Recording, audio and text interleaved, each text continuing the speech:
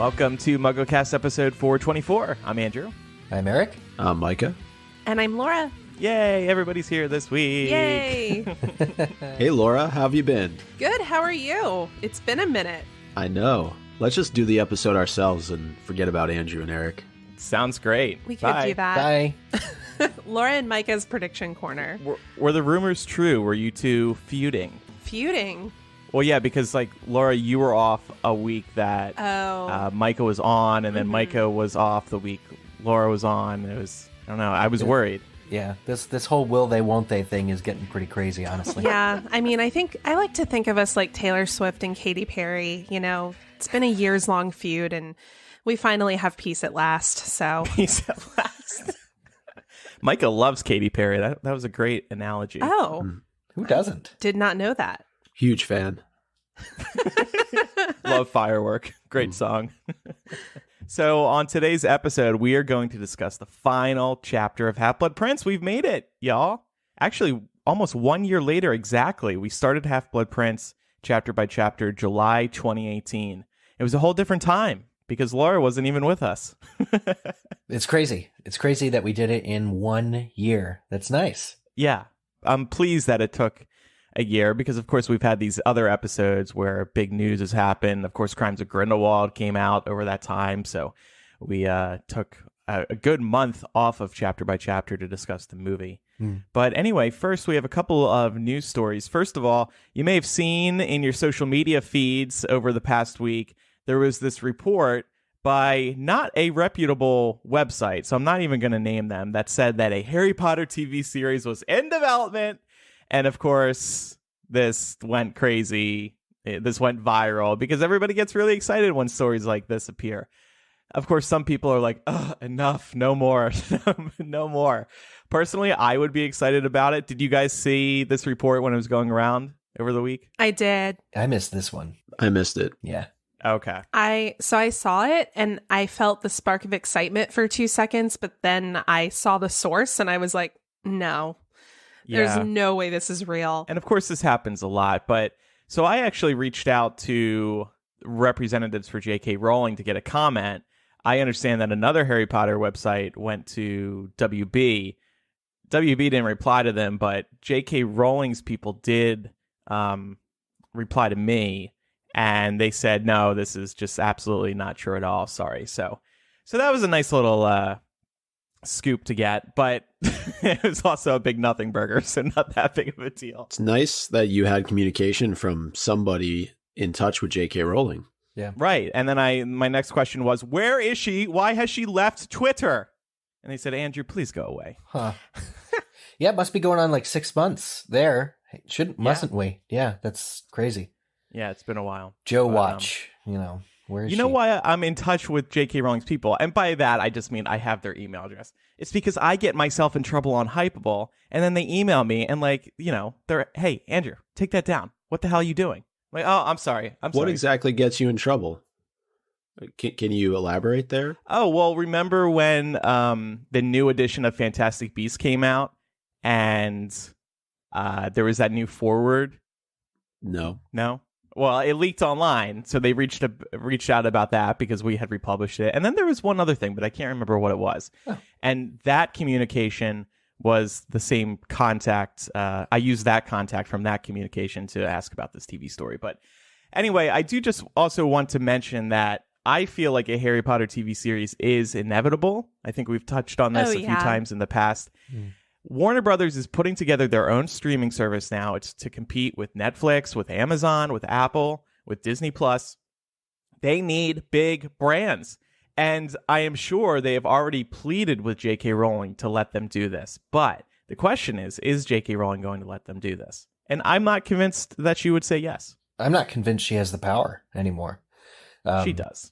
Well, yeah, I don't know. She did Fantastic Beasts. I mean, she said she credited Kevin Sugihara, the WB CEO, who's not there anymore, was talking her into it. But they're relying on her to write the Fantastic Beasts films, whereas if you do a TV series based on the books, you already have the work published, so they don't need her. That's not true. You can't take somebody else's work. That's like us going to Hollywood and be like, hey, we got a great idea. Well, I'm saying if they have the adaptation rights, she doesn't need to do any extra work is the thing. Right. It's not like she can say no, and then, because the work is already written, and at least in 80 years, it'll be in public domain, so... Yeah. Well, yeah, sure, in 80 years, but they could not do it without her or her representative's permission right now. It's just... But I'm saying they're not going to be relying on her over the course of the next 7 years to actually write additional material for it. So it's significantly easier. And that's why I think they should reboot Harry Potter, the books. I think they should adapt books 1 through 7 for a TV series, because they could say to J.K. Rowling, look, we need your permission to do this, but here's the beauty of it. We don't need you to write it. We don't really need you involved. We have the books as our guide. We know what we need to do. Yeah, absolutely.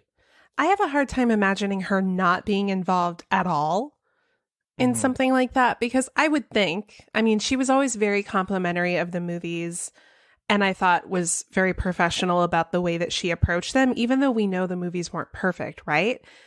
And I could definitely see her wanting to use a TV show as an opportunity to correct some of the things that the movies got wrong, I think it's a benefit of them. Mm-hmm. But as an artist, I would be bored and worried about repeating myself by now. That's kind of like why Fantastic Beasts is kind of a fundamentally different thing. We know there's bleed over, but to preside over casting of a new... What'd she call them? Magical 7, Superior 7 people. It wouldn't interest me personally.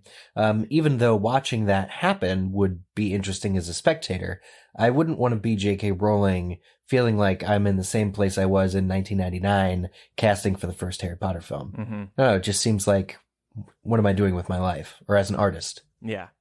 Right. So it does feel too soon. And it would be weird, because then you worry, like, what does this mean for the theme park rides? Now people see that version of Harry Potter, and then they're watching this new Harry Potter. Yeah. So, yeah, there are definitely some hurdles to cross there.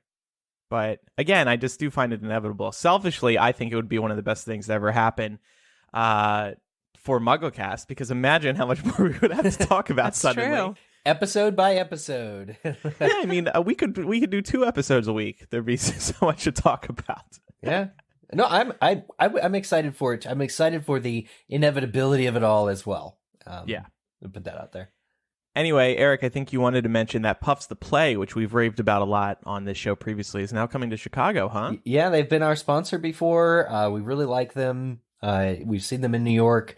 And we were talking just a couple weeks ago about whether or not Hamilton closing meant Cursed Child was coming to Chicago, which is, right. I guess, as yet unconfirmed. But almost like 5 days later, it was announced that Puffs the Play will be performed at Otherworld Theater next summer, 2020.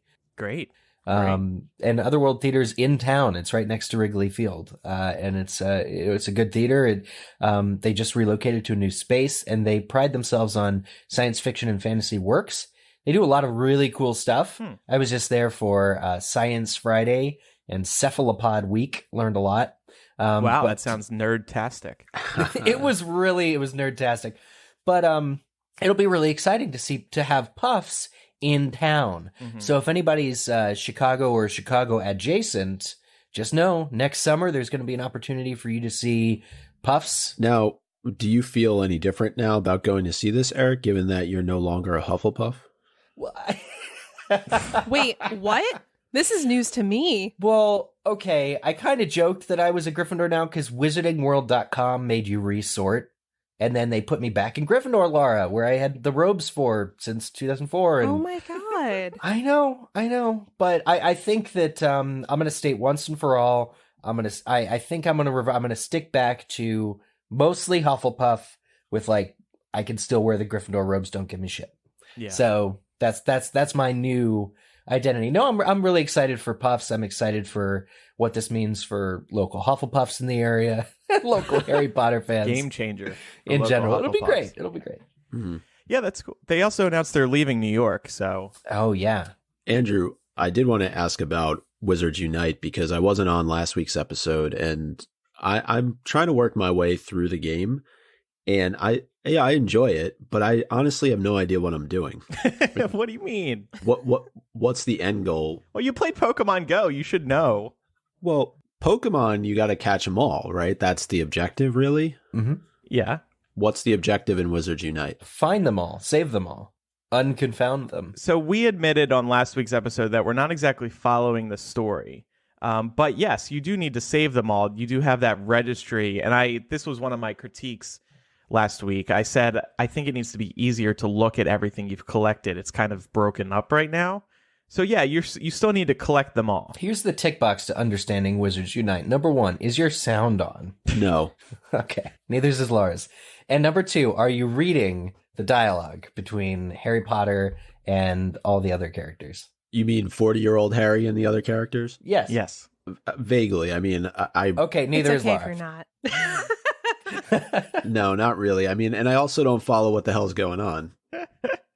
Yeah, we're not really following it either. We did get some emails, by the way, and thank you to those who sent them in with some advice. And I know some of the people who listened last week also found what we had to say helpful. So what level are you at, Micah? I'm level 8. Wow. Okay, you're better than me. And me. I just got to level 7 last night. 6 here. I'm battling a buckbeak right now, so a hippogriff right now. As so. you're recording it? Yeah, well, I loaded it up when you mentioned it. I I did the same thing. All right, so everyone just take a break and I let's play can't. the I'm game. out of spell energy, so it doesn't matter. Oh. Yeah, finally Well, you got can him. use coins to buy. Yeah, but we're not paying for I'm out of this. coins, and I'm not going to buy the coins. Micah, have you spent money? No. I had coins from collecting them throughout the game. Yeah, same here. But I spent all of them. I am level 12. And last night at the bar, I actually exchanged friend codes with a couple of people. Oh. So people are still playing it. By the way, also ran into one of our listeners, if you saw on the MuggleCast Instagram, Shelby. Did see that. Hey, Shelby. It was nice seeing you last night. Okay, so before we get to Half-Blood Prince chapter by chapter, it's time now for MuggleCastTBT. This one is going to take us back to episode 77, February 2007. You're going to recognize at least one voice you haven't heard in a while. Here's the clip. This concerns... this was a prediction we unintentionally made about Cursed Child. Just always curious as to why Voldemort never became a daddy. Can you imagine that thought? Well, I hope you guys have a great day, and pickles to you too. Thanks for that, Chris. Voldemort just has no love. He can't make any love because he has no love, so therefore he can't be a daddy. That was the best answer to a voicemail question ever. It's true, though. It might be a good way to pass on your legacy. And obviously, Harry inherited something from especially his father. But, if Voldemort wanted to truly... But, then his son could die. I just can't imagine. I like this voicemail because I think it illustrates Voldemort. We don't know that Voldemort doesn't have a kid.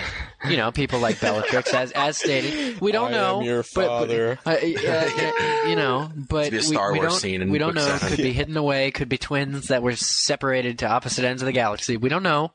Just always curious as to... Did I hear an awkward Kevin laugh in there? He was like, I heard that too. That was my favorite part.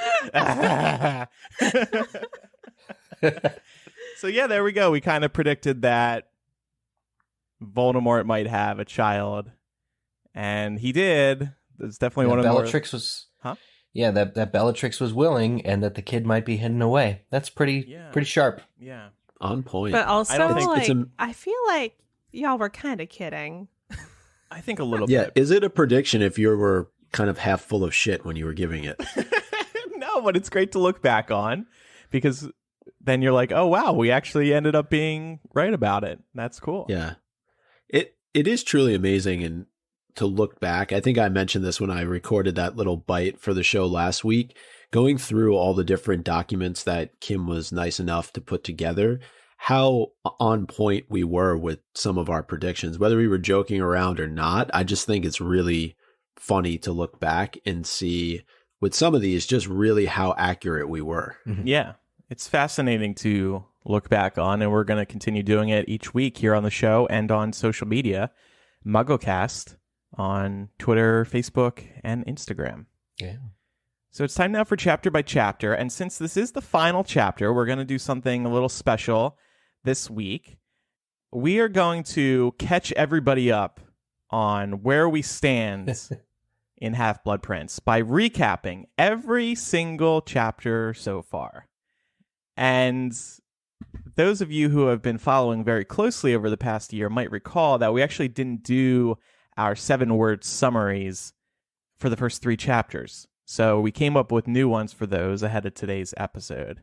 And Dumbledore is going to join us to introduce each chapter so we can keep track. Yay. Yes, and then we'll jump right into chapter 30. So this will be fun to edit. So here Thanks. So is he Skyping in, or is he joining by Google Hangout? He's just here. He's just always here. He has no time for interviews. He's just. Did you hear that pop? He just apparated. There he is. All right. Chapter 1. The Other Side. It has magic too. Chapter 2. Snape really messed things up at home. Chapter 3. Dumbledore rescues Harry from an unbearable summer. Chapter 4. Dumbledore reveals Slughorn is a chair today. Chapter 5. Fleur was entering Harry's room and existed. Chapter 6. Diagon Alley looks really sad and desolate. Chapter 7. The tasty pheasant boards scrumptiously Belby's mouth. That was our worst one. Objectively, yes. Yes, that was our horrible worst one. Yeah, that doesn't really tell me what happened in that chapter. Oh, I think it does perfectly. It sounds like the start of a dirty fanfic. Oh, God. Chapter 8. Harry feels really frustrated by Snape's attitude. Chapter 9. Potions is taught by a quirky walrus. Chapter 10. A memory comes before another big reveal. Chapter 11. Harry tries to prune Buckbeak's big lunch. Chapter 12. Draco is trying out poison necklaces. Hooray! Chapter 13. Tom is very disturbed by Albus's presence. Chapter 14. Ron hates being left out of snogging. Chapter 15. Harry parties hard when with Luna Partygood. That's probably my favorite. Chapter 16. Rufus tries to convince Harry by persuasion. Chapter 17. Young wizards can make Horcruxes from murders. Chapter 18. Ron doesn't really love Romilda Vane wholeheartedly. Chapter 19. Quidditch takes a back seat to Draco's activities. Chapter 20. Voldemort tries again to obtain Dumbledore's allowance. Chapter 21. Harry searches for Draco unsuccessfully, but determinedly. Chapter 22. Aragog causes Harry no issues with Slughorn. Chapter 23. Secrets are discovered inside the Slughorn office. Chapter 24. Harry almost gets discovered by Snape. Let me do that again. Harry almost gets discovered by Snape bathroom. I think we ran out of words on that one. We did. Chapter 25. Harry discovers who listened to the prophecy. Chapter 26. Together, they enter the mysterious boat ride. Chapter 27. Dumbledore goes over the lightning-struck thingy. Oh, bye, Dumbledore. Goodbye. Chapter 28. Harry chases Snape down onto the grounds. Chapter 29. After Dumbledore's death, Harry regroups with friends. Chapter 30. Harry feels really bad about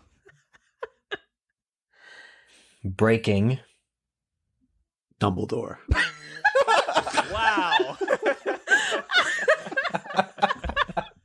I don't think that's accurate. Where do you think you were? Where did you think that was going to go, Eric? Breaking up with. He breaks up with Ginny in this chapter. Oh. But I think it works because Hermione tells him in this chapter to not keep blaming himself for everything that's going wrong. So yeah, I think it really does work, and Harry does break down in this chapter as well as break up. Mm-hmm. So I feel true. Good. So Micah, you'll take us through this final chapter today. Yeah, and I just want to say those 7-word summaries. Some of them are definitely keepers. I mean, I would put them on the Wall of Fame just for how amazing they are. Yes. They seem to get better as we went on. Maybe it was because Laura was here. Some of those early ones are really wild. I don't know. I mean, Harry almost gets discovered by Snape bathroom. I was on for that one. So I don't think you can credit me for anything. Yeah, and the whole pruning Buckbeak's big lunch. I don't know. Was I on that episode? I just think we weren't ready to go there. No. I think we should have just, whatever word came to mind, that should just been what was thrown out there. And if it was, gets us in trouble with iTunes, so be it. The fun thing to do is to just look at the first word, really. And because you can read the arcs, like it goes from Voldemort to Draco to Ron to, relationships to Quidditch to Voldemort to Draco. Like it just kind of, it ebbs and flows between like the characters of the subjects. So I think it does accurately portray the various things going on in this book. I love this segment, and I'm thrilled that we've now completed it. Mm-hmm. Yes, I look forward to potentially doing this with other chapters. Should we do that? Yeah. All right, so we've reached the final chapter of Half-Blood Prince, The White Tomb, and the chapter really opens up with a lot of reflection and a lot of arrivals on the part of characters that are going to attend Dumbledore's funeral. And one of the things I noted, and it's not really the first thing that happens in the chapter, but there's this really great description of Madame Maxime arriving, kind of similar to Goblet of Fire, a bit of a throwback to when the carriage lands at Hogwarts. And Harry notes how some students may have even been seeing this for the first time because they're not accustomed to it. But I thought it really spoke, and we can get into this with other characters, but it really did speak to the respect that Dumbledore had amongst the wizarding community. The fact that you would have somebody from Goblet of Fire and really from another part of the world showing up to pay her respects to Dumbledore. Yeah. Well, of course, because of the Triwizard Tournament, I think that was a factor. But yeah, I do want to talk about the guest list because it is very interesting. I'm kind of mad that at least one person showed up. And then I wonder where other people are from his past. So we'll talk about that later. But I also liked, correct me if I'm wrong, but J.K. Rowling doesn't even specifically say Madame Maxine, right? You just get the description. And that's like it. I thought that was pretty cool. Yeah, absolutely. And you also have Seamus arguing with his mom. And there's a note that a lot of parents have already pulled their kids out of Hogwarts. Right. And Andrew, I wanted to ask you, what the hell's taken them so long? It took the headmaster falling off of the, however tall tower. It's the highest. It's the highest. The highest tower. Yeah, I mean. Well, look, it's the end of the year anyway, right? So maybe the parents think, oh, nothing can happen in these final few days. But yes, again, Micah, I mean, Hogwarts is a security nightmare, and maybe they should have taken them out sooner. Andrew, I think you could write a book. You could. All the ways Hogwarts is a security nightmare. Security nightmare. Hogwarts, a nightmare. New York Times bestseller. I wonder what these parents are doing who are pulling their children out of school. Like, are they sending them to other wizarding schools? Are they getting transfers? Are they going to be homeschooled? I would imagine they're just riding it out, just in a wait and see mode. And again, because we are at the end of the year, they don't really need to put them anywhere else immediately. Right. So maybe they're just waiting to see what the ministry does, what happens now that Dumbledore is passed, who takes over as headmaster. I mean, that's a big question. That's an important question. Right. It is sort of exciting, and with the Seamus, fighting with his mother, good for him, by the way. That's pretty cool, where he's like, at least let me stay for the funeral, and she consents. That it's hard to get a room in Hogsmeade for how many people are coming in, both to see Dumbledore and to get their kids. But it's mostly just to see Dumbledore. Like, if it's hard to get a room in Hogsmeade, several people that are the delegation from the Ministry of Magic are being put up in the castle. Like, this is a huge event. This is like Woodstock, but it's a funeral, so not as fun. Sad Woodstock. Yeah, sad Woodstock. And so, it really is special to see that just so many people from around the world are turning up. Yeah. Well, you can compare it to any time a majorly respected public servant passes. I mean, I feel like the most recent example of this would be John McCain, right? And when you looked at his funeral, you saw a similar sort of thing, right? Like you saw people from like all corners come together to celebrate the man. Yeah. Mm-hmm. Absolutely. A little bit surprising, though, that parents would look to pull their children out of Hogwarts. And it's understandable given what's just happened, but also wouldn't you want to allow the students, along the lines of Seamus and the fight that he has with his mom, to be able to pay respects? Now, maybe some of the children that are first or second years don't necessarily know Dumbledore as well, but certainly the older students would have been with him for 6-7 years and want to be able to pay their respects to him. Definitely sets a good example to have your kid, understand what a loss the world has just suffered, but it is lost on some kids too, and some parents too, I think. Yeah. It's also a way for them to cope with his passing. To take them out before his funeral, I think, does them no favors. Absolutely. And they also want to be there with their fellow students. Right. Eric, I'll let you handle this next point because it is about Ginny, and there's still a bit of a rift, it seems, between her and Fleur, despite the fact that Molly seems to have made amends with her. But she's still throwing out some snide comments. Yeah. And I'm surprised by this. Not really sure why. Well, at this point, so we've gone back to normalcy, kind of. Harry, Ron, and Hermione, and Ginny. It's just there's a quartet now. It's no longer a trio, it's a quartet. It's not going to last very long. But they just naturally go down to the grounds together, and Ginny's very comfortable talking with Harry. But she does make this unfortunate comment about, well, Molly's finally okay with Fleur. I guess I'll have to be too. I just think Ginny's kind of shaken up about this whole Bill thing. Her brother was attacked, nearly killed. And I think she makes kind of like, a lighthearted joke, but it is a little bit, I was the person who back in Excess of Phlegm said, what's the deal? Like, all these women are hating on Fleur and that's kind of shitty. It still bothers me a little bit, for sure. Could it be a bit of immaturity on her part? I mean, we tend to look towards Hermione and Ginny as being more mature characters at times throughout the course of the series, but in this moment, it feels a little bit like she's being immature, treating Fleur a certain way with really no reason. I mean, Fleur has shown that she cares quite a bit about Ginny's brother, and yet she's still ragging on her pretty hard. I agree. There's sort of like a tier system of people who hate on Fleur. Molly was number one, but then just in the previous chapter, they were holding each other and crying and making apologies. Fleur has revealed herself not to be this shallow person.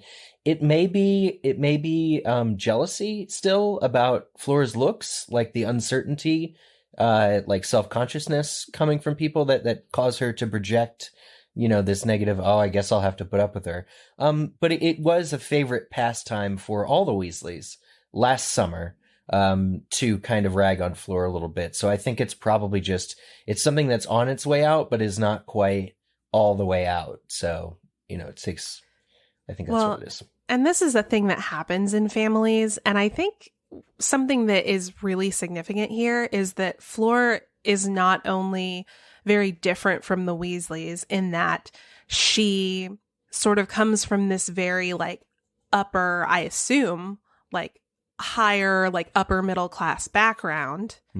And so that probably feels threatening. Also the fact that she's foreign and she's French. And unfortunately, all of those things tied together tend to be stereotyped as making somebody snobby or really shallow. And I have a feeling that these were a lot of the preconceptions that the Weasleys had about Fleur's character until she actually gave them reason to believe, oh no, that actually isn't who this person is. And I sort of read Ginny's reaction to this as being somewhat sheepish. Like, oh, I guess I have to give her a chance now, Yeah, and not before, weirdly, Yeah. Yeah, I think that's fair. And kind of shifting gears to Hermione, there's a conversation between her and Harry where she, I think, delivers the information a little bit in the wrong way because just based on Harry's reaction, I mean, Harry is going through quite a tough time right now, as we know, and Hermione delivers the news sort of along the lines of, hey, guess what? I was right all along about the Half-Blood Prince. And Harry's just kind of like, okay, do you really have to rub it in now? And she's clearly been up to her usual,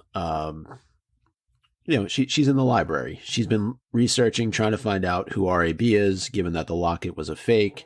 And she's come across really no information that's relevant. There was 2 RABs that she came across, Rosalind Antigone Bungs and Rupert Axebanger Brooks Stanton. And I wonder if that's a little bit of a head nod to Rupert Grint at all. Wouldn't that be the second one? Because Slughorn also calls, I mean, does J.K. Rowling really like Rupert around this time that she's writing this book? It's a good name. It's an interesting name. Well, is the Rupert reference in the book or is it in the movie? I thought it was in the book. I think it's in the book. Yeah. If it were in the movie, that would be to take me out of it. Oh, yeah. All right. And then we get the information on Eileen Prince, the fact that somehow in her first go around, Hermione missed the fact that she was married to Tobias Snape. And then Harry makes a pretty strong indictment on Snape's character, comparing him to Voldemort. And wondered what you all thought about that, making a comparison between Snape and Voldemort, just given the fact that they both had pureblood mothers, they had Muggle fathers. Do we think Snape was ashamed of his parentage, or did he really just care deeply for his mother, and that's why he took on the Half-Blood Prince nickname? I always got the impression that Tobias wasn't a part of Snape's upbringing. Am I wrong in that? In Snape's memory, it's indicated that Tobias was mentally and or physically abusive of Eileen. Because all it is young Snape's cowering in a corner while a man yells like sternly. So I think it was not a happy marriage. Maybe as a Muggle, he felt emasculated by his wife's magic, or threatened by it. Maybe that caused it. Maybe that he was not a nice guy. He was not a good dude. And there are these comparisons to be drawn between Voldemort and Snape, who both didn't like their dads at all. They have a high degree of contempt for their dads. It does not surprise me that Snape went by, the prince side of the family. But where Harry's got it wrong is that Harry thinks it was all about his ego. Oh, he had to play up the magic side just like Voldemort did to be special. Right. Harry's just got it wrong because he doesn't have all the facts. And I would lean more so that Tom Riddle was ashamed of his parentage, particularly his father. I don't know that Snape is ashamed of his parentage. I just think that he hates his father. Mm-hmm. Yeah. For good reasons. But I do think they're probably both gone because Spinner's End is his now, or the house on Spinner's End. Mm-hmm. Right. I've just never given much thought to comparing Snape and Voldemort. Never really crossed my mind. Yeah, this is like a box checking moment, I think, because we're in that weird position where we have to think Snape is bad for at least a half book yet to go before we can really know everything. So this is sort of necessary to have Harry being like, oh, Snape is just like Voldemort. And I'm going to go after Voldemort, but if I happen to see Snape, he'll be worse for it, Right.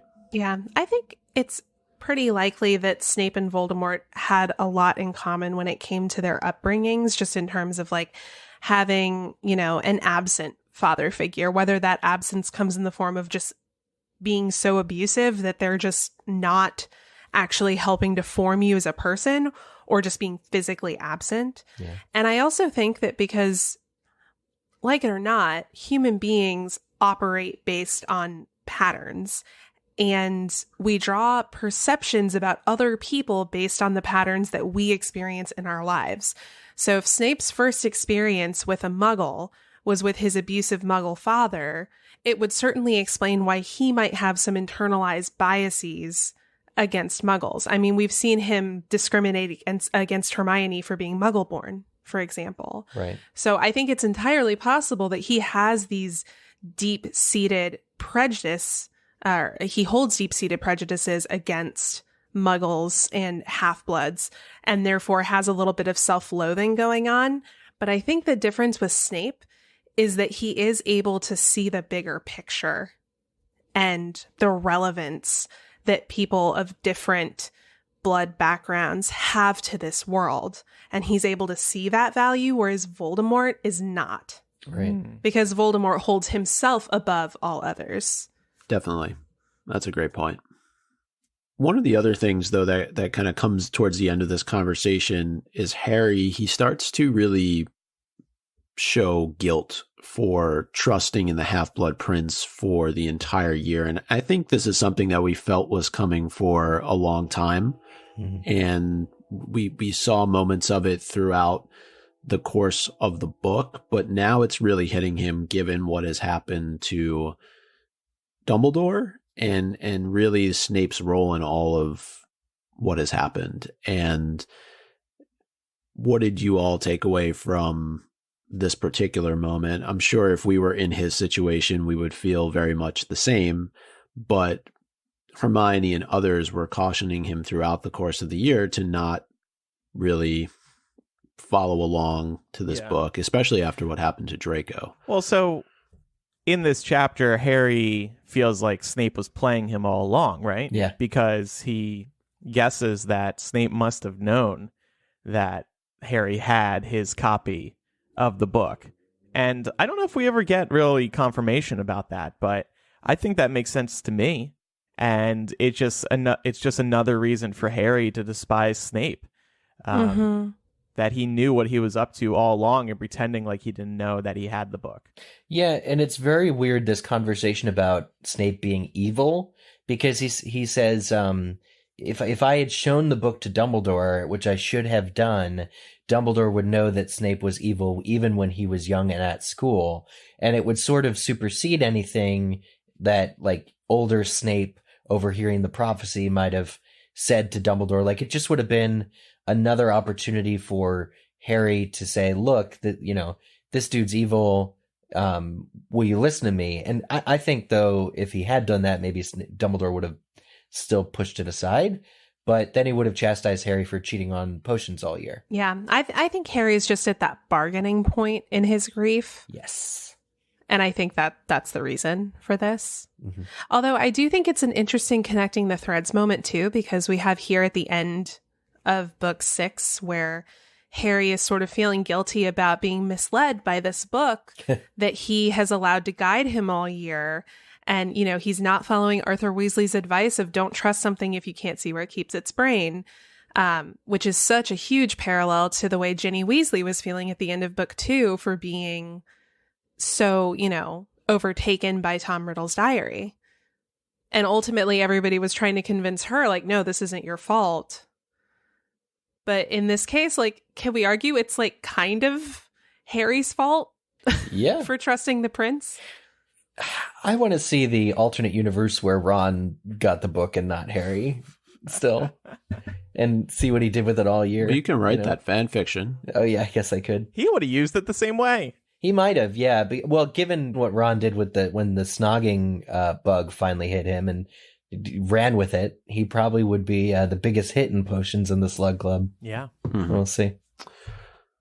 All right. Well, moving on, Andrew, you've noted here that the Hogwarts Express is leaving an hour after the funeral. That feels rough. Yeah. For these students. It does feel rough for the students. I haven't read this in a while, so just reading that bit again, I was like, wow, that seems rough because you want time to mourn. I would feel like if I just watched Dumbledore be laid to rest, I wouldn't want to immediately leave the grounds. I would want to maybe sit on the Hogwarts grounds and reflect on Dumbledore's life for a little while. I wouldn't want to suddenly be so far away from Dumbledore. I think that's another thing too.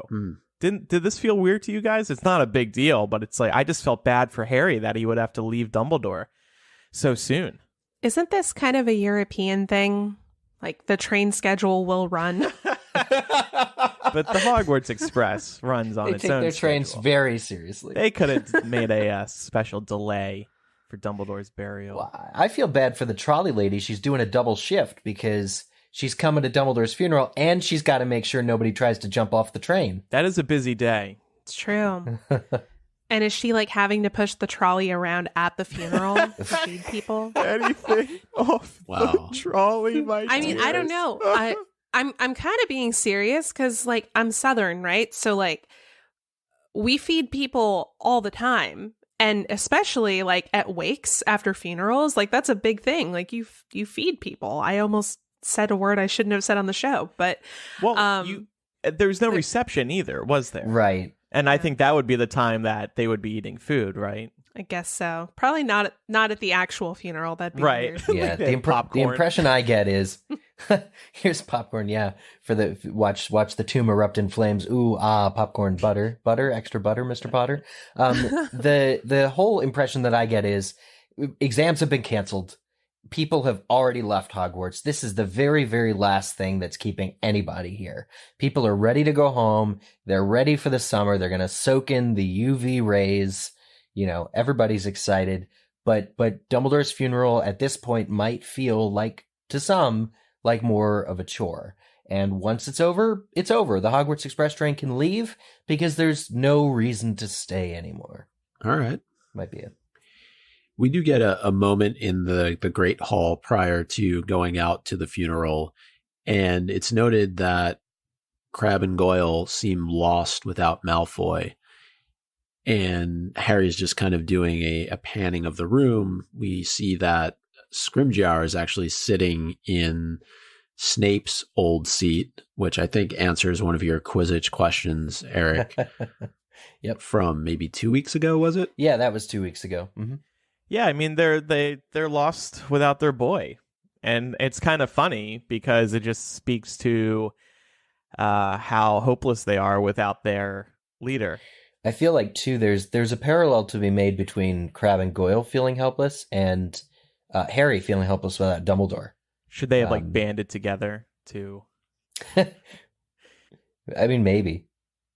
I mean, they've just had Malfoy guiding them for so long that, and we often get the sense, even their parents, like the Death Eaters, Crabbe and Goyle, never really seem to have their own personality very much. Right.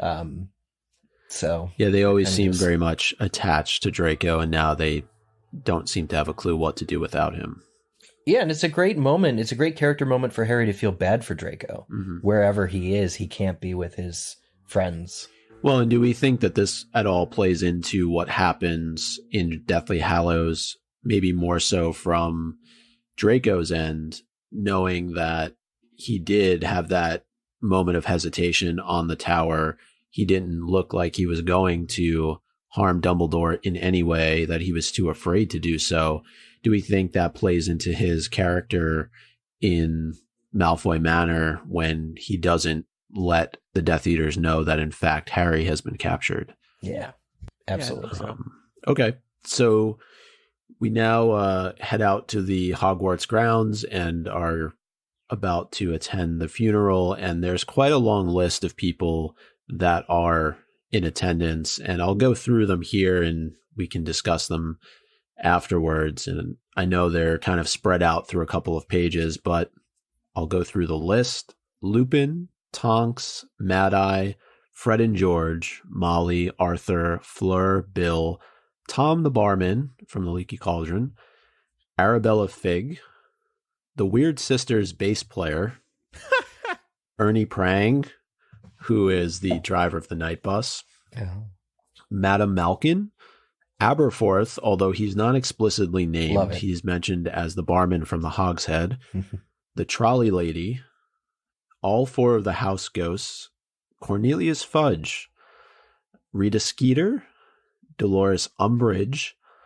Firenze, and other centaurs who show up later on, the Mer people, and Grop. So I have a few questions about this guest list. First of all, why is Umbridge there? Is she just taking pleasure in seeing Dumbledore put 6 feet under? I think Umbridge is all about appearances.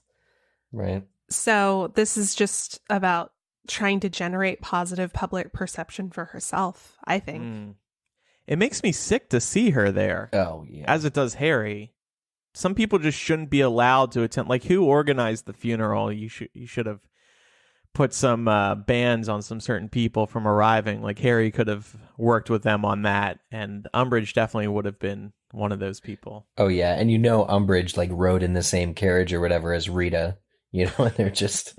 They're all there to just kind of cause a ruckus, especially considering what Rita's about to do to write the tell-all book on Dumbledore against him. Like, these are people who actively in life did not have Dumbledore's best interests at heart, did not care about him, and now they're here. And that's the shitty thing about death, is there's not a thing Dumbledore can do about it. Well, he could have put something in his will. Umbridge cannot attend my burial. Like McCain saying that who couldn't be at his funeral. Yeah. I mean, I tend to agree with what Laura was saying in terms of it being a perception issue for Umbridge. I think that for her in particular, it's probably like, well, Fudge, former minister, is going, Scrimgeour is in attendance. It would be bad for her, assuming, does she even still have her position within the ministry, or has she been let go after what happened in Order of the Phoenix? She's there in Deathly Hallows. Well, I mean, that doesn't mean anything. If was she there before the Death Eaters took over? Oh, yeah, I think so. I think she's still senior undersecretary to the minister and is therefore required to, put in appearances, as you say. Well, and Percy is there. That just reminded me that Percy was there as well. I left him off the list, but I don't think he's mentioned until later on when Scrimgeour tries to kind of corner Harry. Yeah.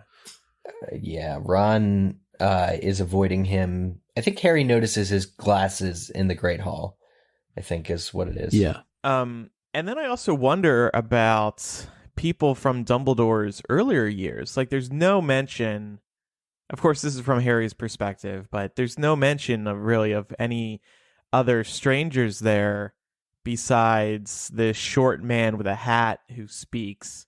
Who is that person? You would think that person is significant to Dumbledore, and yet we don't really get any information about that person. The one who eulogizes Dumbledore? Yeah, who is that? I mean, that's an important speech to make. I think it's Yusuf Khan, personally. It's old Credence, clearly. Old Credence. Wow. Yeah, I mean, it would be cool if it was somebody from the Fantastic Beasts series. But yeah, I don't know. It is funny how I wouldn't call it a cop-out, but it's even Harry can't hear every word of the eulogy. He doesn't need to. He's just like making his own piece, and he still like breaks down and realizes it's all over for him. But how shocking is it kind of that we actually don't get the eulogy? Because J.K. Rowling could have absolutely written, had she wanted to, a beautiful summary of that man's life prior to it being deconstructed in the following book. Right. That's a good point. It is a little odd that we don't get any real context to the eulogy, and maybe that's just because information there would have spoiled some of what was to come in Deathly Hallows. When I thought of the person giving the eulogy, one person that did come to mind was Elphias Doge, who Harry speaks with in the next book. I'm not entirely sure what his appearance is like, but we know that the two of them were very close growing up, and one would think that he was at the funeral. But also brings up, Andrew, your question about who else is here that we don't really know about, or maybe there are folks that we just, even if they mention names, we wouldn't know who they are or their level of importance to Dumbledore. Right. Certain people like Madame Maxime, a fellow head person at another wizarding school, makes a lot of sense. And then somebody like the Weird Sisters bass player, like, I want to know what his person, not that Dumbledore ever had maybe to, Dumbledore was a big fan. Yeah, maybe. Like they probably had a close personal correspondence. For sure. Yeah. Knowing that Hogsmeade was as busy as it was, there were obviously other people there that we wouldn't be able to identify. Mm-hmm. Mm-hmm. Then again, Dumbledore was old, 115, so maybe a lot of people from his past have now passed. True. Oh, yeah. But I think Harry should have delivered a speech. Wouldn't he want to do that? Or, Scrimgeour. Yeah. Or no, excuse me, not him, Slughorn. Why Slughorn? I mean, he gave such a great eulogy of Aragog. And it was off the cuff, wasn't it? Mm-hmm. Your party will decay. Oh no. Yeah. Or will it in this tomb? I don't think so. Oh, in this tomb? Yeah, no, it's perfect. Classy, preservative Dumbledore. Kind of just going back to the point from the beginning of the chapter with Madame Maxime showing up, I thought it was a really nice tribute on the part of J.K. Rowling to have the centaurs, to have the merpeople come out and pay their respects in their own way. I think it speaks to Dumbledore's character and his reach just as a person. I mean, this is interspecies tribute is how good it is. Like, these people these creatures would keep to themselves normally. The centaurs only care about what's in the sky, except for Firenze, who's been more, familiar and is actually a teacher at the school. The rest of the centaurs, they don't need to be there. And the fact that they are there shows that they know how significant this is. Well, now Dumbledore is in the sky too. Oh, man. Yeah, I wonder if he has like a star appeared the night he died. Ding! That was very Disney. Exactly. It's very, but the merpeople, like, Harry reflects. Dumbledore knew Mermish. Dumbledore took the time to learn how to interact with the people in the lake, and it's kind of like, I mean, they're your neighbors. They're your neighbors in the lake. They have their own society, presumably a matriarchy, by the way. How cool is that? The Merchieftainess is one of the lead, creatures that comes out and sticks her head above and is singing the song Harry recognizes. And so it really is a testament to Dumbledore. Like, even though there's not individual speeches from various characters, the fact, like the sheer presence of these beings states all you'd ever really need to know. Yeah. And also, they scare the bleep out of Umbridge. At least the centaurs do. It's worth it just for that.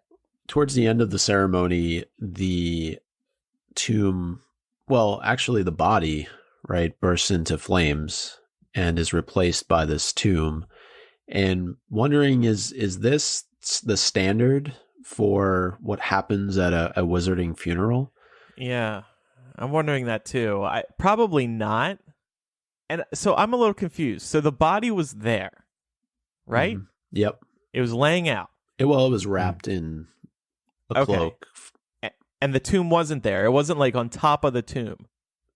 Right. That's the way that I interpreted it. Yeah. And that it was on top of the tomb. The way I've kind of read it, and I think Laura has kind of a similar thought, was I felt like it was just kind of the magic exploding out of Dumbledore, like the last moments of, well, he's obviously passed at this point, but just like they've had the ceremony, everything's come to a conclusion, and it's sort of just like all the magic that was contained within him just like bursts out of him. And maybe it is traditional at wizarding funerals, but this guy was obviously way more powerful than most. Several people scream as if they weren't expecting it, so I don't know if this would be standard at wizarding funerals, although it's possible those people hadn't seen a funeral before. Maybe it is commonplace. Maybe those were like the squibs, like Arabella Fig, who's there, who like wouldn't have seen it before.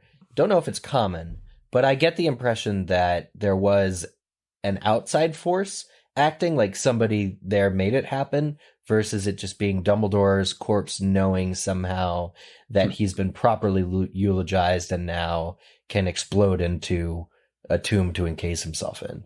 Yeah, Laura, what did you think? Well, I was thinking specifically about how Harry thought that he saw a phoenix for a split second after the tomb explosion, and I sort of saw it as like a soul ascending moment. Now, I don't know if that was something that just happens automatically because the body is just sort of like aware that it's been eulogized, but I think there could be magic sort of inherently tied to funeral ceremonies in the wizarding world. Yeah. That might sort of happen, but not really sure how that works. But I definitely I know one of the questions we had here was like, is this Fawkes the Phoenix, like, dying alongside Dumbledore. Yeah. I didn't read it that way because I feel like the way it was described, it's like a plume of smoke. And for a split second, Harry thinks he sees a phoenix. And I thought that was intended to represent Dumbledore, not necessarily that it was Fawkes. Yeah. Yeah. Well, I questioned in our segment on Fawkes over on Patreon, we really did like a deep dive on what the connection is and whether or not Fawkes flew away to die or Fawkes flew away for good, never to be seen again. Mm-hmm. You know, I thought it was possible that Fawkes kind of came in and dive bombed the tomb here at the end of the eulogy, and like Birdemic. Bird kamikaze. But instead of being reborn from ashes, then it created the tomb, like the stone or whatever tomb. I don't know if we're going by the movie where it's like from IKEA. We said it was like the IKEA tomb. It's the smoothest rectangular stone marble tomb. But I don't know. The only thing I would say there is that phoenixes are supposed to be immortal creatures, right? But it's J.K. Rowling style of immortal. It's like Nicholas Flamel is supposed to be immortal too, but if he stops drinking the elixir of life, he will die.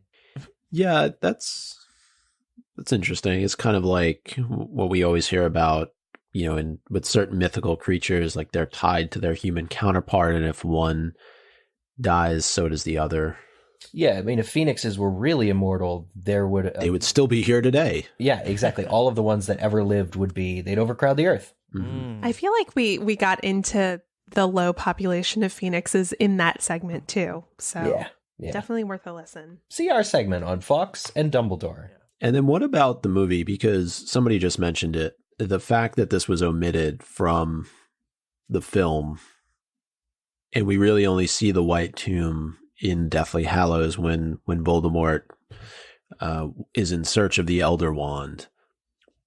Do we feel like they didn't appropriately pay tribute to Dumbledore by not including this in the films? I can't remember if I've said this previously, but I feel like if they were to do the movies now, with as big as the fandom is, with how popular Dumbledore is, I feel like they actually would have included this scene. Because this is such an iconic character, and it just gets passed over pretty quickly in the movie. I would have loved to have seen this scene. It would have been very emotional. The whole theater would be crying. Yeah. I think it was a big missed opportunity. And again, this is what a TV show would allow them to do. They'd have all the time in the world to show every scene. Well, there I agree, too. But I know we've talked about this before on MuggleCast because the movies weren't out yet when we were doing this. But, you know, movie 6, the reason given was pacing. It was always pacing, this, that, the other thing. But really, if you look at it from a more technical standpoint, the money that they would have to pay the actors, like the Madame Maxime actor, just to show up and be there for 2 minutes, it had broken the bank. I know Harry Potter's a multi-million-dollar franchise, but you have all these people that it just wouldn't mean the same thing. The movies were, at least from movie 3 on, all about Harry's story and not about anybody else's, like Dumbledore. So you can have a moment like this in the book where all these people show up to pay tribute, but in the movie it wouldn't translate as well. You just wouldn't understand the significance or who these people were the way that you do the way that it's written in the books, because there hasn't been enough time devoted to who all of these people are. I can see that, but at the same time, I think as a book reader, one of the things that you want to see in the movies are these types of moments where these characters come together. Some of them maybe not even overly recognizable, but to be able to point to a character and say, oh yeah, the fact that this person showed up is kind of cool. And whether, you know, they don't have to go through the entire list of people that we rattled off earlier in the chapter, but I think to see, you know, Arabella Figg and Madame Malkin and Ernie Prang and, you know, go down the list, it would have been interesting to have all these characters together in one place. And we get that at the start of Deathly Hallows a little bit with the wedding, but it's not the same. Not the same exact characters, but we also get it with the Battle of Hogwarts as well. I mean, there's blink and you'll miss it appearances from a lot of these characters. Oh, yeah, that's true. Yeah. I mean, Marvel made it happen. Right. Right? And how everybody was like really emotional watching that scene. That was a very emotional scene. Everybody was there. Yeah. That's a good point. So Harry feels a ton of remorse, as would be expected during this funeral and afterwards. And he's kind of going through in his mind everybody that he's lost now. And he says that, you know, he can't let anybody stand between him and Voldemort anymore. It has to be him versus Voldemort. And I think that it's an important moment for him. It's obviously something that in the story, you know, the hero, now that he's lost sort of his mentor, has to come face to face with. But it is an important moment. Yeah, it's Harry realizing he's on his own and resolving to create the world that he thinks needs to happen, like to follow that narrative. And it's following under that sort of guidance, that path that he's setting for himself, that he decides right then and there to break up with Ginny at the funeral.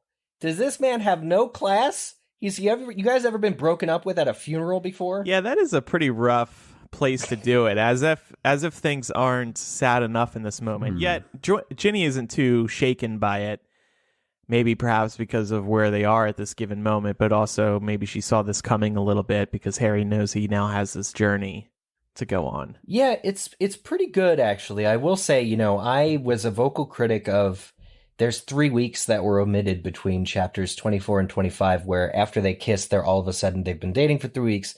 Harry actually references these past few weeks have been something like out of someone else's life, he says to Ginny as he's breaking up with her.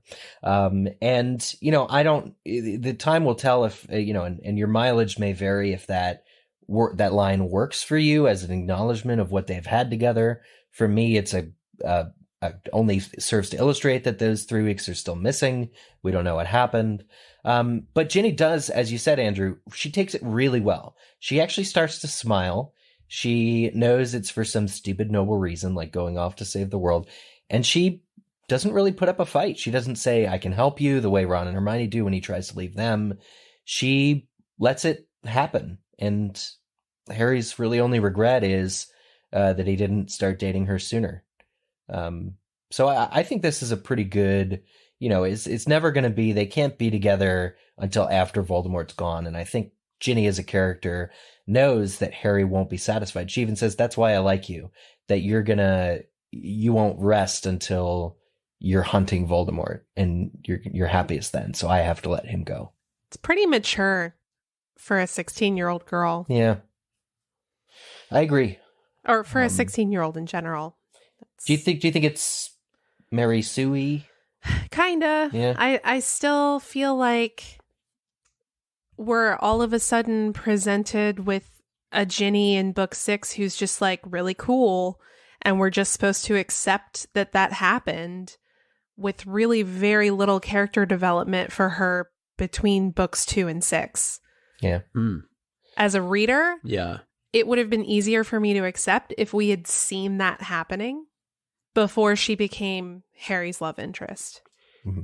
Do you feel like J.K. Rowling maybe wrote herself into a bit of a corner here with needing to get this in before the book wrapped up, but not really having a good place to do it, given that she had just brought them together not that long ago? Well, the most awkward thing in the world for me is that Harry breaks up with Ginny. She's cool with it. They leave. Harry tries to break up with Ron and Hermione. They say, no, you're not going to do that. He agrees. And then they're like, let's meet together at Bill and Fleur's wedding next year. And so before we go hunting, you also have to be in Ginny's presence again. And it's just, there's no reflection where he's like, oh shit, Ginny's going to be there too. You know, it's like we're all getting together at this huge wedding and it's going to be a great thing. But he didn't need to break up with Ginny now. He could have done it at a wedding instead of a funeral. I don't know if that's better. I think so. But also, like, this is just, it's such a typical hero arc. He literally says to her at one point, you know, Voldemort will use you against me. Yeah. And it's like, oh my God, just because you break up with her doesn't mean that you don't care about her anymore. Right. And it's like every single comic book. Like, I can't be with you because my enemy will use you against me. Yeah, they still will. Yeah. The whole family is in jeopardy. Like, it's not as if if Voldemort doesn't know that Harry is very strongly attached to the entire Weasley family. If anything, I would say Ron is more of a target than Ginny. Mm-hmm. I mean, I'd like to see Ginny go with them camping. Seeing how many different people destroy the Horcruxes in the end, I kind of reject the traditional narrative that J.K. Rowling's really going for about the hero's journey. It has to be him and him alone. It's true, in the forest again, it is Harry alone completely, but if he's taking some people along with him camping, why doesn't he take the whole pack? Like, Ginny could have helped somewhere, somehow. Neville could have helped. Start the fire, hunt for fish. Yeah! Dance in a tent with You Harry. know she does a great reducto. That could come in handy. Oh, yeah. But Micah, I do think the point you raise is really interesting, particularly given the context we got after the books were finished, when J.K. Rowling confessed that she wrote the Ron and Hermione relationship as a form of wish fulfillment. Right. And it does make you wonder if she was feeling that at this point in the series, Mm-hmm.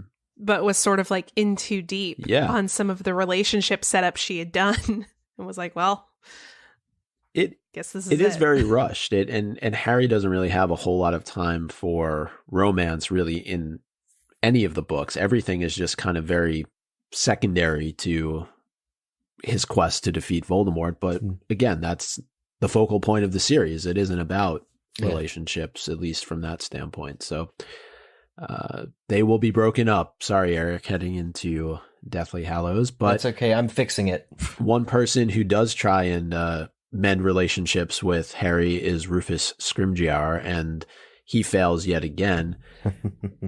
I was pretty fierce in this scene. Yeah, it's a little bit rough given what has just happened. And the question that I have coming out of the conversation, though, is should Harry have considered working with the Ministry? We discussed this earlier on in the book when he tries to convince Harry to work with the Ministry around the holidays. But given that Dumbledore is now gone, what do we think? Should he have tried to gain more allies here? Well, first of all, I think that Scrimgeour brought this up at the wrong time. Yeah. I think that was his first mistake. This is not the time to be confronting Harry about this. I get that time is of the essence, but he should have waited a day or two. I guess J.K. Rowling just wanted to get it into this book, so maybe that's why. And also Scrimgeour is just not a great person. But, look, everything worked out for the best, right?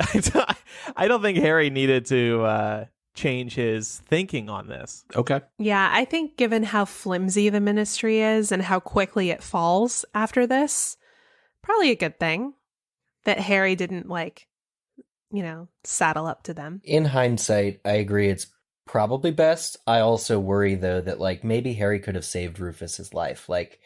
Rufus is supposed to be this huge, great Auror. So I don't really feel pity that he just didn't see how his own Ministry was so infiltrated by Death Eaters and spies, and that's kind of on him. But I do regret for Harry's character that Harry wasn't more caring about, there was something to the argument of be our poster child. There was something to give people hope. That's sort of a noble cause, and it's not that different from something Harry would do under normal circumstances. But Harry, again, you guys released Stan Shunpike yet? He's very much dying on the hill of Stan Shunpike is a good person and you've done something wrong by him, and so I'm not going to help you. And that's okay. That's a valid, but that's the position he's taking.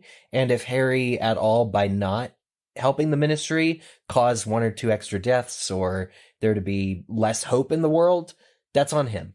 All right. Well, the chapter wraps up with Harry trying to go his own way, but is convinced somewhat by Ron and Hermione that they will be joining him. He's on this quest to find the remaining Horcruxes. He repeats them over and over the same way Arya repeats her hit list in Game of Thrones.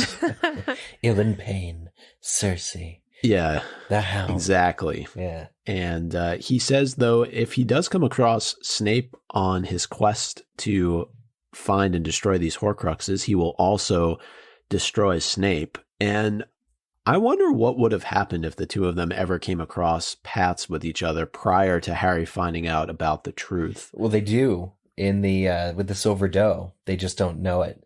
And I think I'm talking about literally face-to-face Face-to-face confrontation. Yeah. Unless Harry was about to whip out Avada Kedavra and catch Snape off guard, I don't think Harry would have won that duel. You're right. He would have had his ass handed to him the same way he did on the Hogwarts grounds the night Dumbledore died. Yeah. And they do come face to face at Hogwarts. I'm just saying during his camping excursion. Right. Yeah. Yeah. Well, didn't Dumbledore take great care to tell Snape to make sure that didn't happen? Yeah. Probably, yeah. Because it would have colored Harry's experience. If Snape shows up and gives him the sword of Gryffindor and is like, this is the real one, Harry wouldn't trust it because Harry doesn't really have the mental capacity to understand the nuance that went into everything surrounding Dumbledore's death until the very end, until Harry's literally over Snape's corpse and holding memories. Yep. So I agree. Everything happened in the exact order that it had to. And we're given a bit of a teaser for Deathly Hallows. Harry talks about having to go back to Privet Drive for one last time, given that was direction from Dumbledore, that they will be attending Bill and Fleur's wedding, which is at least somewhat of an uplifting event to look forward to, given everything that has just happened. And Harry has a really strong desire to return to Godric's Hollow. So the place that we've long been wanting to go for 6 books now, it seems like we will get the chance to in book 7. Pretty cool stuff. So there's a lot of teasers here for book 7. I thought that was kind of nice. It's a bright but ominous warning that the final line of the book is Harry reflecting on the fact that he's about to have one more nice time with his friends at this upcoming wedding before things get real. So yeah, the final line is classic. In spite of everything, in spite of the dark and twisting path he saw stretching ahead for himself, in spite of the final meeting with Voldemort he knew must come, whether in a month or a year or in 10, he felt his heart lift at the thought that there was still one last golden day of peace left to enjoy with Ron and Hermione. And screw Ginny, I broke up with her. It's done. All was somewhat well. Yes, exactly. Exactly. But there is a possibility there in whether it in 1 year or in 10. There seemed to be maybe a hint that book 7 wouldn't wrap up in July of the following summer. Or that it would take her 10 years to write Deathly Hallows. 10 years? Come on. She's giving herself a good a good look at George R. R. Martin. Yeah. Could have gone that way. Could you imagine if we were still waiting for 7? Yeah, that would be... And they just went ahead and finished the movies without the books. Went completely the wrong direction. We all hated how it ended. All right. Yep. Norbert just came in and just set everything on fire. Yeah. Norberta, remember. Oh, that's right. Yeah. That's correct. It's a book 7 thing, I think. Yeah, so I wanted to give my MVP of the week to the House Ghosts. We didn't really talk about them, but they stepped into the light. I was kind of surprised by that. I feel like they should be like vampires, where if they come into the light, they just burn and disappear. So I admire that. I'm surprised anybody was even able to notice them, because I feel like in the sunlight, you could not see a ghost.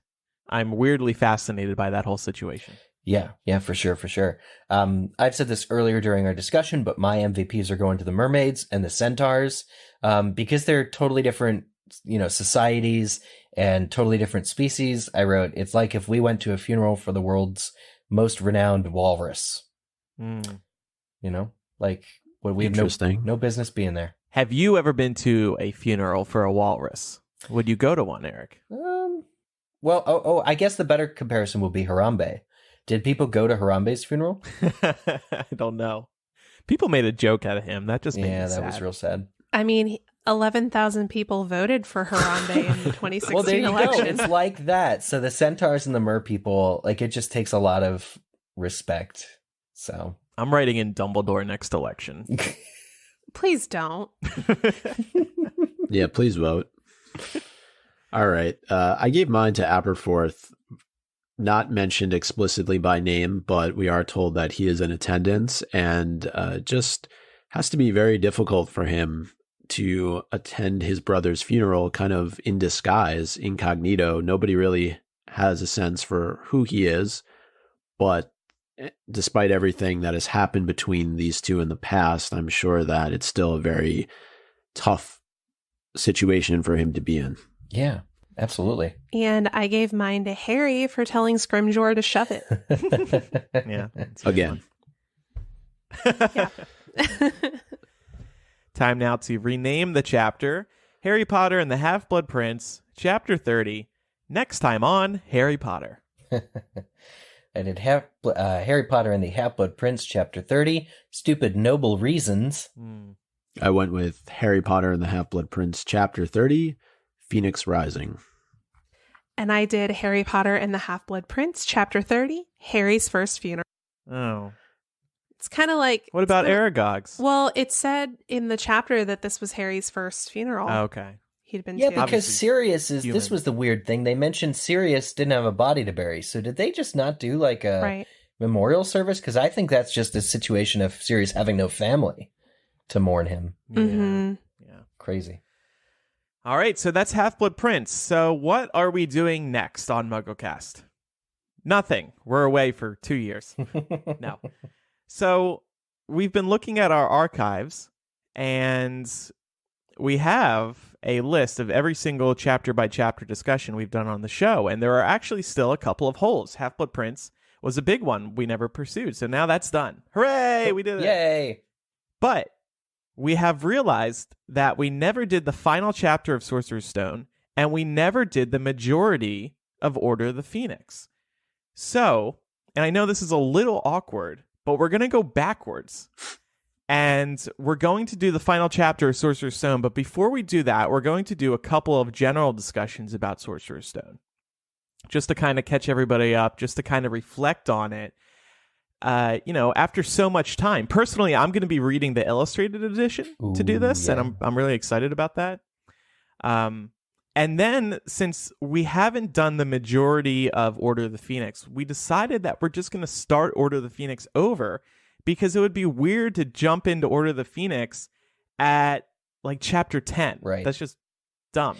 And back when we were doing Order of the Phoenix, I think we were condensing chapters. We were. So you get an episode that's like 3 chapters per episode and stuff. So I mean, think of what that would do to 7-word summary. We just, have so many. It would be 21-word summary. But the new segments, we're going back. We're going to add all these new segments, MVP, rename the chapter, 7-word summary, all the things you loved about book 6. We're doing it for book 5. And I think we'll add at least one new one just to kind of shake things up. But the other thing, I'm looking at it now. We only did 10 chapters of Order of the Phoenix. There's 38 chapters in that book. We want part of our legacy to be the fact that we have done every single chapter in the series. So now is the time to go through, to fill in these gaps. It is really bizarre that we never did the final chapter of Sorcerer's Stone. It's like we just forgot. We thought we lost. Like, I thought we thought that there was like an accounting error, but there's not. We just didn't do it. Yeah. Really? Yeah. Some news must have broke and we just forgot about it. Yeah, I think so. I see the episode after the penultimate Sorcerer's Stone chapter is titled Andrewless. So maybe that's why. Oh, yeah, you left. You guys lost me, and then it was just a mess from there. And then you lost the final chapter of Sorcerer's Stone. Right, I took it with me. I'm super excited about this because I actually still have my original copy of Sorcerer's Stone that I got when I was 11 years old. Aww. It's like tattered and falling apart, but I will read that one. That's so cute. How many times do you think you've read that particular copy? Oh, God. Probably between just like going back and referencing parts of it, not necessarily doing full rereads. Mm-hmm. I would assume I have to have read through the book at least 10 times. Yeah.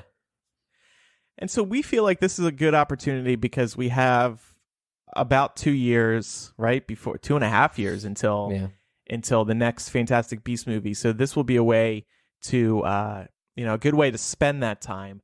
And honestly, we mentioned the Harry Potter TV show. There's going to be more stuff coming. And I feel like by the time we do Order of the Phoenix and this one Sorcerer's Stone chapter and a couple of Sorcerer's Stone general discussions. There's going to be a lot more to talk about in the world of Harry Potter. They just keep adding stuff. So, yeah, we're excited about these plans. I think we have some good plans to get us, we have a solid path for at least the next year, if not longer. So that's what. Heck yeah. Order of the Phoenix is the longest book in the series, right? Yeah, it is. We're good. Yeah. And it's my favorite, personally. That's always been my favorite book. Oh. And it'll be great to reread it in today's day and age and just older. I think something we did with Half-Blood Prince that we haven't with our past chapter by chapter discussions has been just applying the lessons in these stories to our own lives. So we'll do that with Order of the Phoenix as well. By the way, we would love your support over at patreon.com/MuggleCast. It's the reason why we are weekly. And we just announced our 2019 physical gift. It is a tote bag. And we're going to post the picture on social media. We let patrons have the first look at it. It's this big...